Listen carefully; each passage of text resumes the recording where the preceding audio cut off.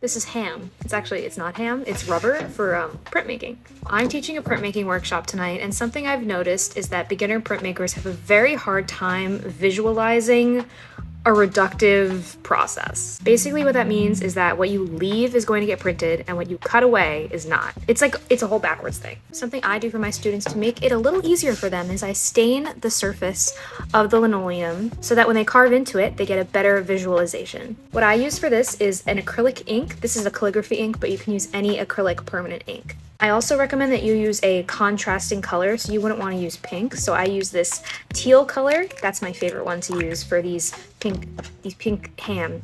I just use a brush and I dampen it a little bit. And then I go into the ink and then I just paint it on. So this will dry down completely. It will not smudge once it's fully dried. And so when students carve in, they reveal the pink stuff underneath. And so it's a good way to create contrast. I've actually decided to switch over to a damp sponge because it's just a lot faster, more surface area.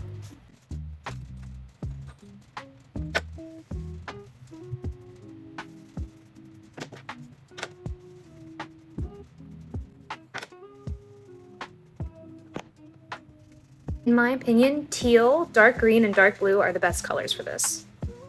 If it dries splotchy, you can go in with the second layer too. So since I used a permanent acrylic, it's not going anywhere. It's not going to affect the final print. It's just for visual purposes. It's just to help the artist. This is really good for beginner printmakers, but honestly, advanced printmakers do it too.